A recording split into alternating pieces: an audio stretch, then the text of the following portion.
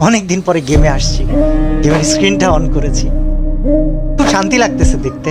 এবং একটা মজার বিষয় কি জানো, একটা সময় মনে হয় তো ভিউ পাইতেই হবে, সময় মনে হয় তো টাকা কামাইতেই হবে, অনেক কিছু করতে হবে। এটা এখন কি মনে হয় জানো, এখন মনে হয় কিছু একটা করে যেতে হবে যেটার জন্য মানুষ আমাকে আজীবন মনে রাখবে। তো আগে অনেক কিছুতে ভয় পেতাম, আর এখন জাস্ট একটা কথা বলি যে আগে ভয় পেতাম বা কাউকে থামাইতে হলে চিল্লা পাল্লা অনেক কিছু করতাম, এখন সবচেয়ে ধীর স্থিরভাবে, সবচেয়ে নরম কণ্ঠে, সবচাইতে ইফেক্টিভ কাজগুলা করে দেখাইতে চাই। আমার জন্য দোয়া করো, আমার সাথে থাইকো। আর বিশাল অ্যামাউন্ট অফ মানুষ আমাকে প্রশ্ন করতেছে, কল দিতেছে যে ভাই আপনার চ্যানেলের 1800 ভিডিও কোথায় গেল। ওয়েল, কোথায় গেল কি হলো তোমাদেরকে বলবো না, তবে বিষয় হচ্ছে যে একটা পরিকল্পনা ছিল, আছে। আমার জন্য দোয়া করো যেন আমি পরিকল্পনাটা বাস্তবায়ন করতে পারি, এবং তোমরা আমাকে মনে রেখো আজীবন।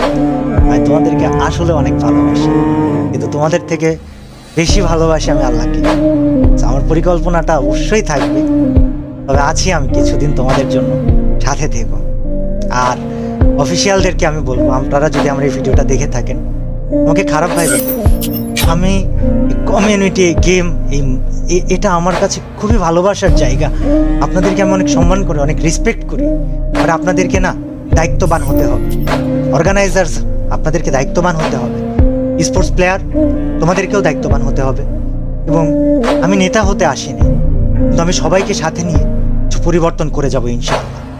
আমাকে অনেক অনেক জায়গা থেকে, আমি ফ্রি ফায়ার ক্রিয়েটর বলে অনেক সময় অনেক কথা বলা হয়েছে যে কি করতেছেন আপনি, হ্যান ত্যান সাতশত। তবে আমি ফ্রি ফায়ারকে সম্মানের জায়গায় রেখে তারপরে ইনশাল্লাহ হারাই যেতে চাই। আল্লাহ হাফেজ সবাইকে, আবারও দেখা হবে। এবং নিয়মিত ভিডিও দিতে পারি, বা কিছুদিন পরও দিতে পারি, আবার নাও দিতে পারি, কিন্তু তোমরা আমার ভিডিও পেলে সবার কাছে পৌঁছে দিও। যে কয়দিন আছি কিছু একটা চেঞ্জ করে যাইছো। আল্লাহ হাফেজ সবাইকে, দোয়া করো আমার জন্য। Bye bye. আমি তোমাদের সবাইকে আসলে অনেক ভালোবাসি।